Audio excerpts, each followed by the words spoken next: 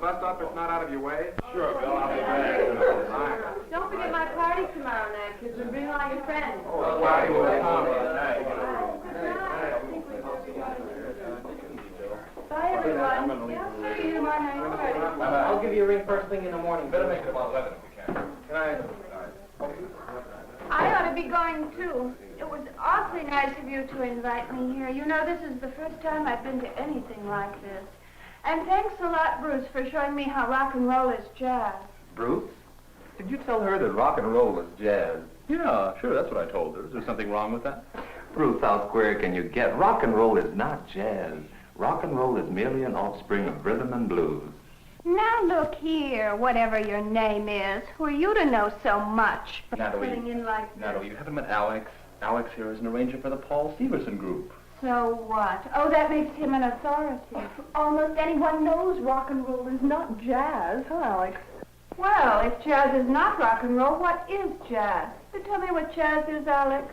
Jazz is merely the Negro's cry of joy and suffering. Oh, now, wait a minute, Louis. You talk as if Negroes were the only ones who could have created jazz. Not only did they create jazz, they were the only ones who could have created jazz. Now, look, that's unfair, Alex. There are a lot of fine white musicians that play jazz. Remember, you and I heard some last night. Sure there are, but the Negro and the Negro alone created jazz. He created jazz from the special slant he has on the American scene. That's how he tells his story. Only a part of it.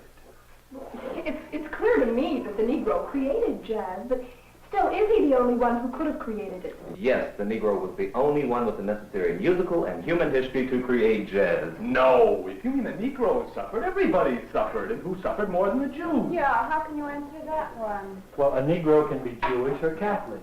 Now, you can move the leg, I can move the leg. Whatever happens to you can happen to me. And in addition, I'm Negro. All right, all right. Well, what I want to know about is, what about all the fine white musicians that have contributed to jazz? Jazz is American. You guys are trying to make a racial distinction where there isn't one. Look, John, all the fundamental and basic contributions to all the various kinds of jazz have been made by Negroes. The white musicians you speak of are merely playing follow the leader. Well, Alex, what is there about the Negro's way of making music which is crucial to jazz? To answer that, Bob, I'd have to go into the nature of jazz, and I don't know that there's that much interest around for anything that deep. Oh, well, anyway, Alex, she asked what jazz is, and we've been talking about everything else. So why don't you tell me? Sure, Faith. Suppose I make a comparison between joy and suffering in Negro life and jazz as music. All of you have seen various aspects of Negro life at times, right? Take, for instance, the area right around where we had our jam session yesterday as a starter. Let's look at some of these manifestations of Negro life and compare them to jazz, okay?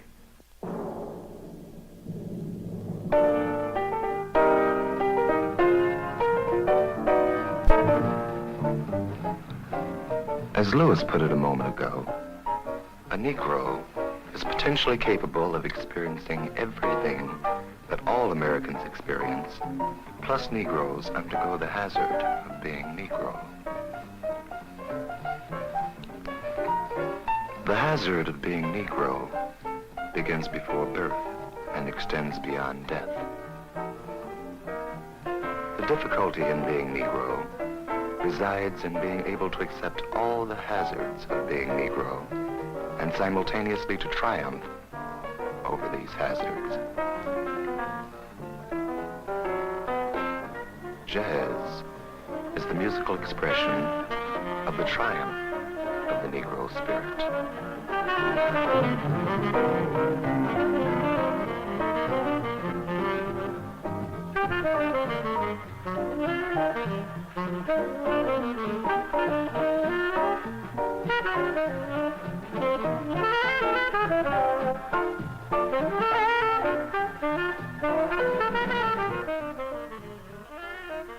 The Negro cry of joy and suffering in jazz is based on a contradiction in jazz.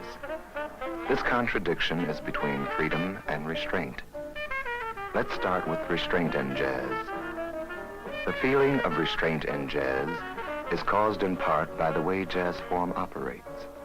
The basic formal unit of jazz, which is called the chorus, repeats itself endlessly without getting anywhere. That is why the chorus is restraining. This endless repetition is like a chain around the spirit and is a reflection of the denial of a future to the Negro in the American way of life.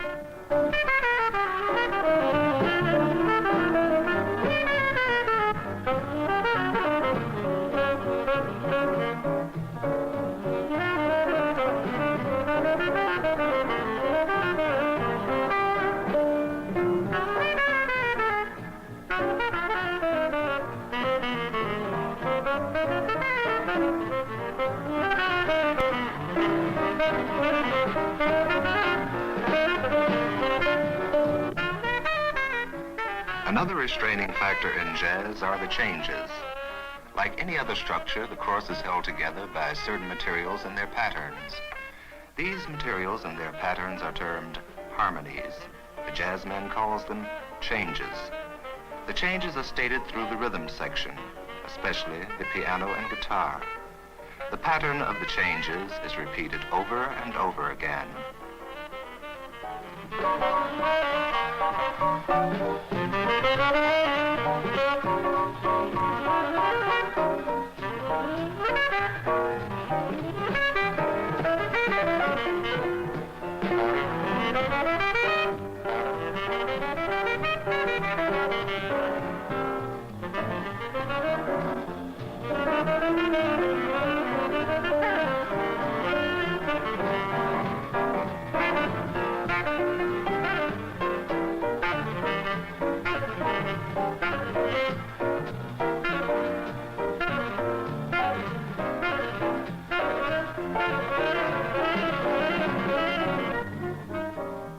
The two restraining elements in jazz are the form and the changes.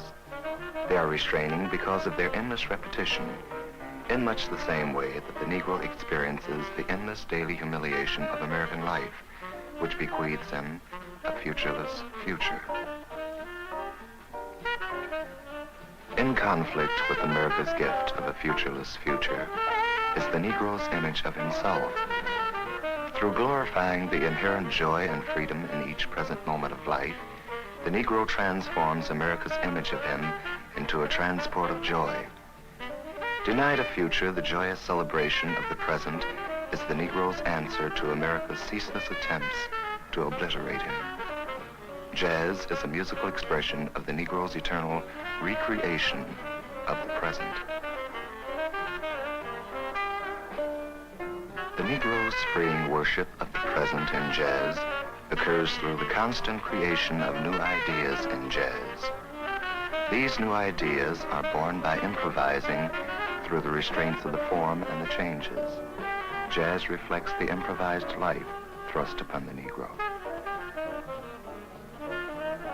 Now, melody is one element which can be used in improvisation. The soloist creates his melody through elaborating on various details of the changes. The manner in which each change shall be elaborated upon is a problem of the eternal present. As Negro life admits of many individual solutions, so does the way in which a change can be elaborated upon. Of course, the Negro, as man and/or jazzman, must be constantly creative, for that is how he remains free. Otherwise, the dehumanizing portrait America has drawn of him will triumph.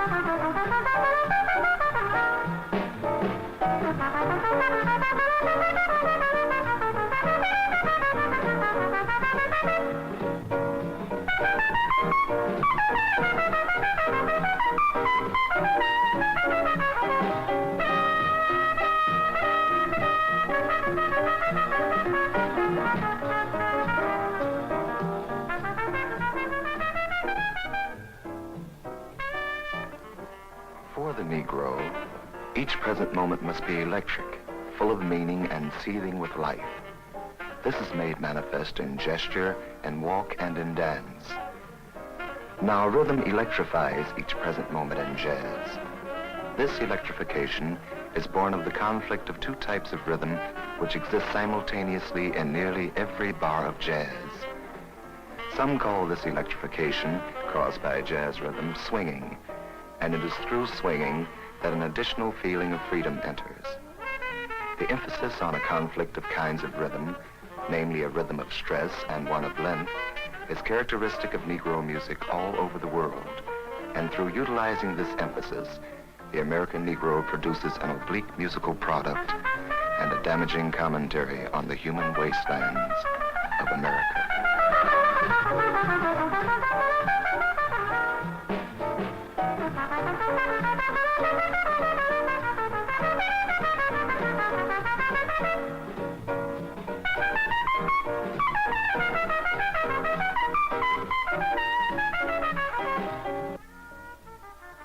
Through melodic improvisation and the ever-present contradiction in rhythm, the Negro makes an art form that insists on the deification of the present and which, among other things, is an unconscious holding action until he is also master of his future.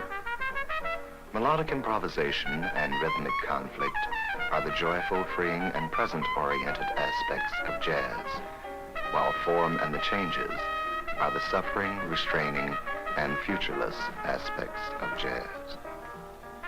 Negro life, in addition to its struggle to become, also has its characteristic atmosphere, color, and sensuality.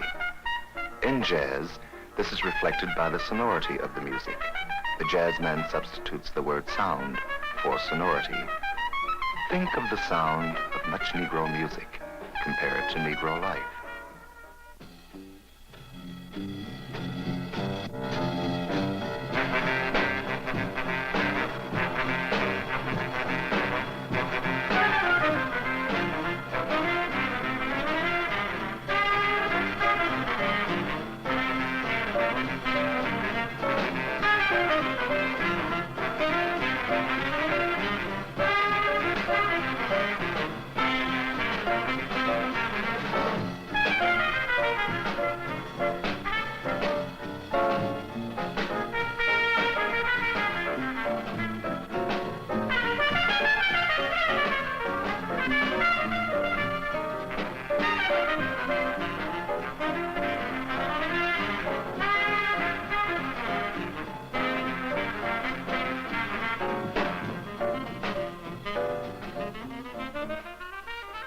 Now contrast this to the sound of jazz as performed by whites, compared to white life.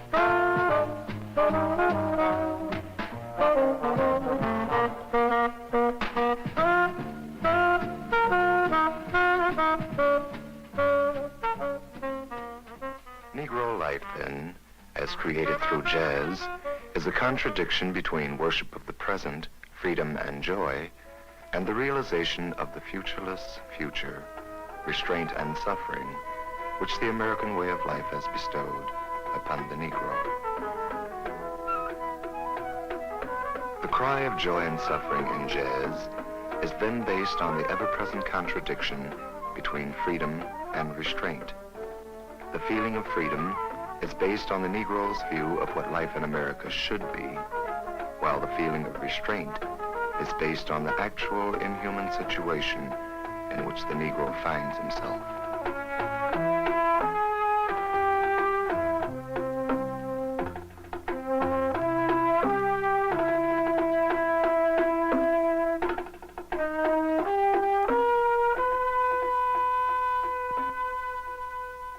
think that boils down for you what jazz is? It sure does.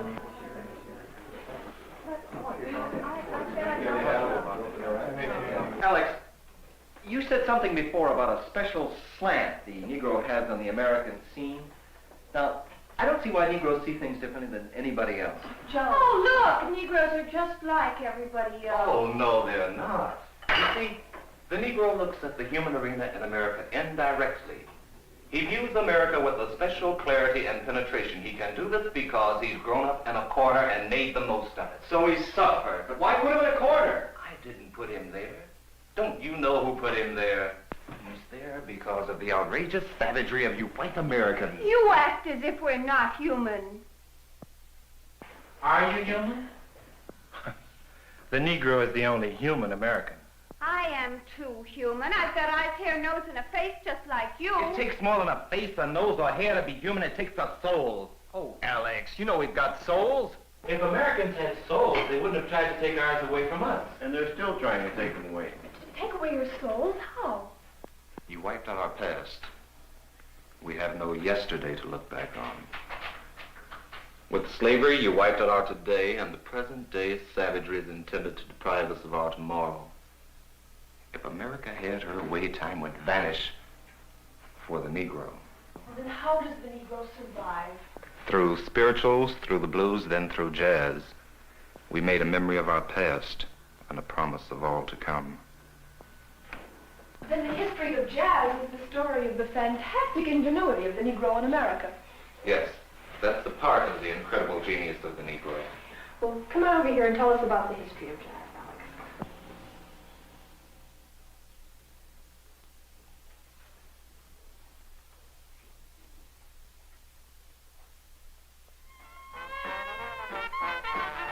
Well, I imagine that all of you remember to some extent the music which was played at our concert yesterday.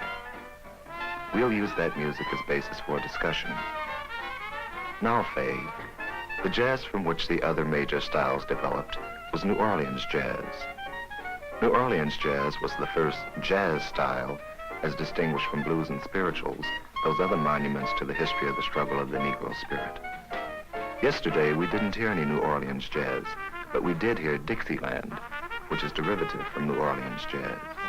New Orleans jazz was, among other things, the Negro's present moment, all he had, and this all he made completely his own. Characteristic of this music are highly flowery melodies conducting intensely competitive conversations against each other simultaneously. The beats of the rhythm section are essentially alike.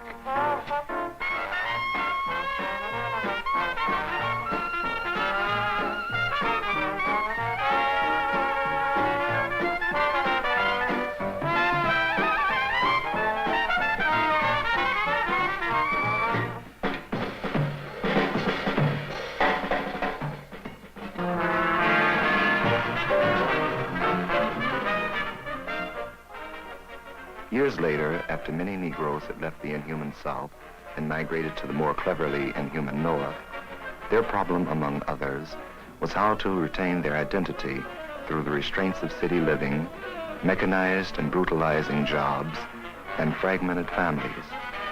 The musical answer came in the form of swing, in which you have a highly arranged, precise music with only a few key men using their individuality to improvise.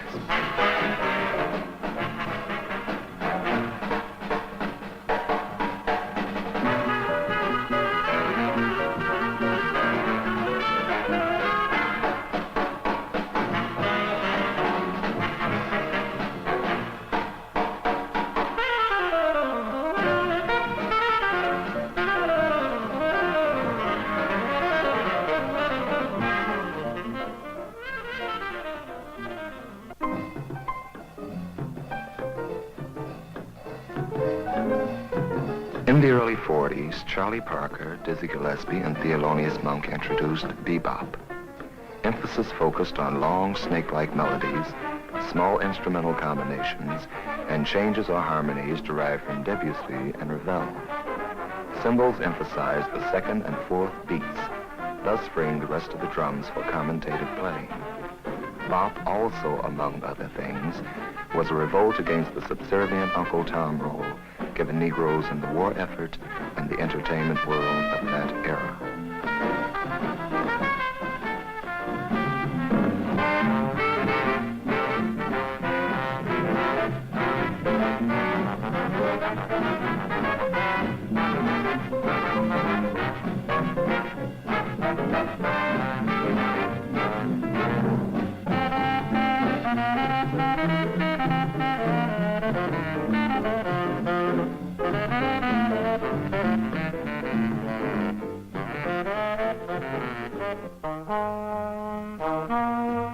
Cool jazz emphasized thin, soft sounds and a highly arranged music using many devices from serious music of past days.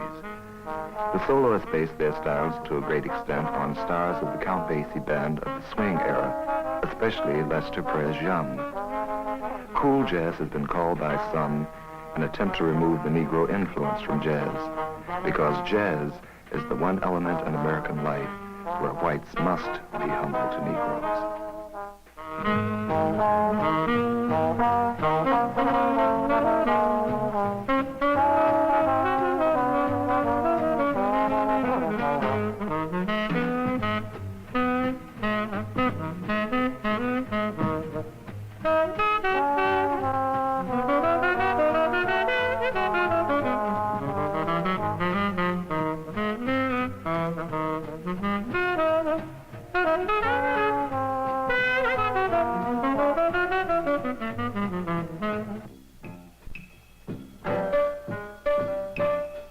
The newest sounds to come along in contemporary jazz are written by the composer-arranger the Sun Ra out of Chicago.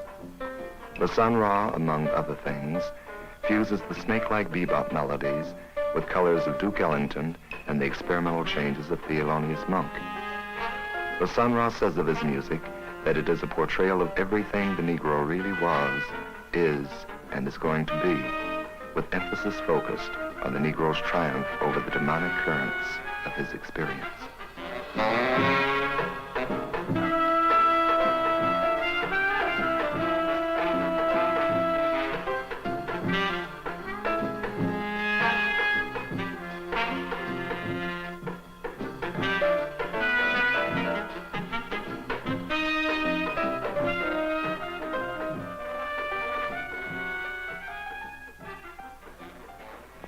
And briefly, that is the history of jazz till now. Well, you know, I'm interested in what's going to happen to jazz. John, are you? Yes, but... Alex, I've been thinking about something you said before. What's that, John? Well, look. Granted that the Negro is the fountainhead of jazz, isn't it possible that a white can be just as basic to jazz as a Negro? That's a fair question.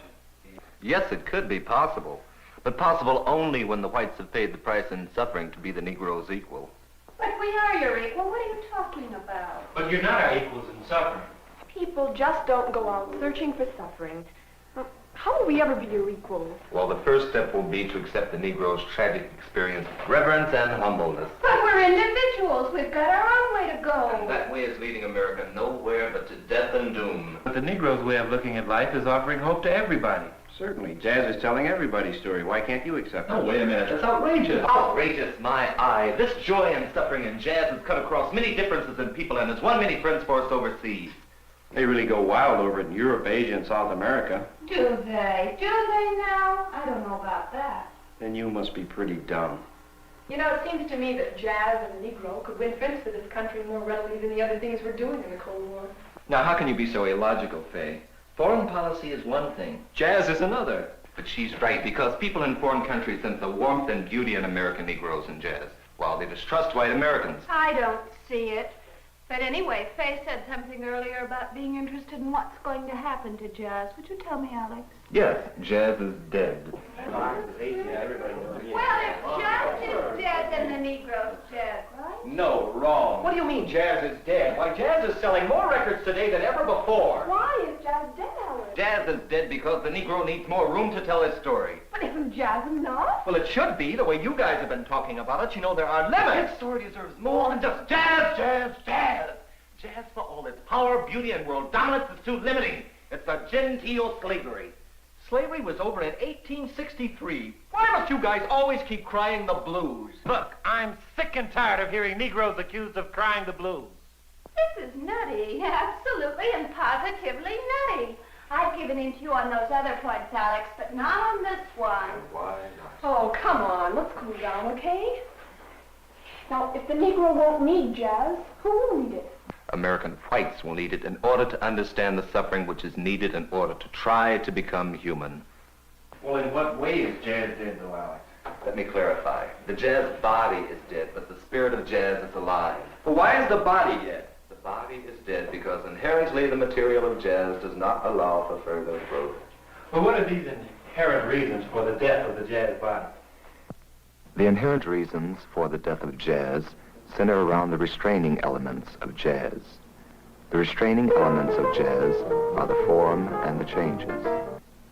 If any attempts are made to develop the form and or the changes, the swing or the spirit of jazz is lost. Since the jazz body cannot grow, it can only repeat itself. In so doing, it is stagnant. In so doing, it is dead. The three reasons for the death of the jazz body are: 1, the changes cannot evolve and retain the form; 2, the form cannot evolve and retain the swing; and 3, both the changes and the form cannot evolve simultaneously and have jazz. In all three alternatives, we have no growth in jazz, and that is what I mean by the death of the jazz body. Jazz cannot grow because it was not meant to grow. Its dead body stands as a monument to the Negro, who was supposed to die in the American scheme of things.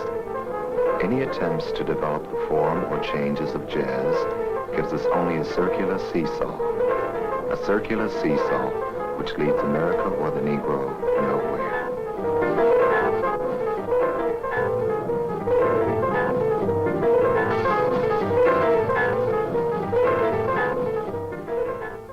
Jazz is dead because, in a way, the strangling image of a futureless future has made the Negro a dead thing, too.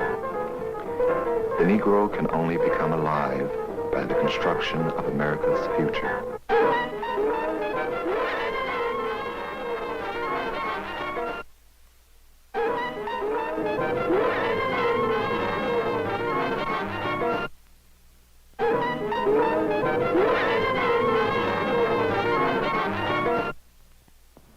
Jazz is dead because the restraints and suffering of American life on the Negro have to die. The spirit of jazz is alive because the Negro spirit must endure.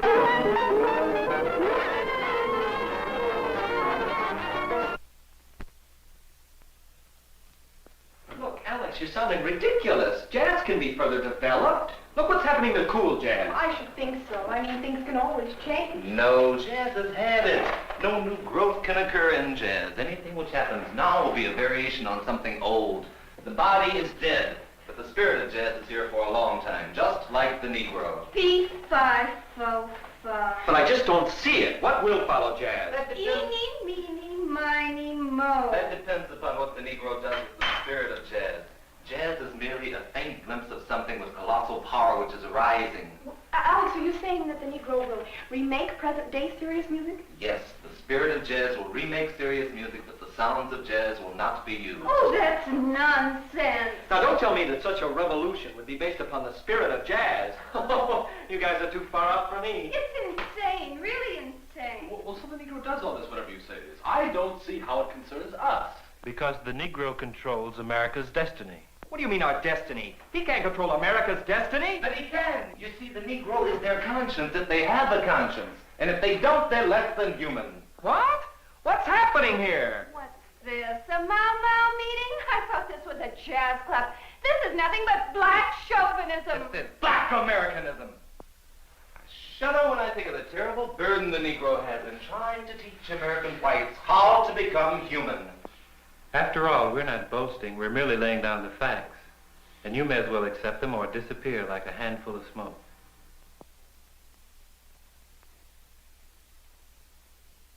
Alex, I don't think what what you're saying is black chauvinism. And I think any American white who thinks he can judge the Negro that readily is just being awfully arrogant. Look, Alex, I don't know what to call this, but I wouldn't call it black chauvinism. Forget it. Like most American whites, she is to be pitied. Pitied? America's soul is an empty void. The most Americans can see in tomorrow's mirror is a Cadillac or deep freeze. Yes, or a man walking in outer space. Oh, my God. What's this got to do with jazz or the Negro, Alex? Simply this. America needs an immediate sense of values. It's borrowing from the Negro in language and dress and rock and roll and in jazz in order to fill this need. I don't think we're really wise enough to look to the Negro yet. Have we really looked at all, Alex? Not officially, not consciously, but with creeping reluctance, shame, and pathetic curiosity, America's beginning to look to the Negro for the answers to her problems. But what is the meaning of the death of jazz? The death of jazz is the first faint cry of the salvation of the Negro through the birth of a new way of life. Right, Alex. The salvation of the Negro and the rest of America. That is, if America can realize that the hope for America lies through the American Negro. Then America needs the Negro to teach us how to be American, right? And John, Fay, Natalie, and Bruce, where else does America's future image as a world power reside but in the dark soul of the Negro, whose salvation has now become in the world's watching eyes the vindication of America's posture?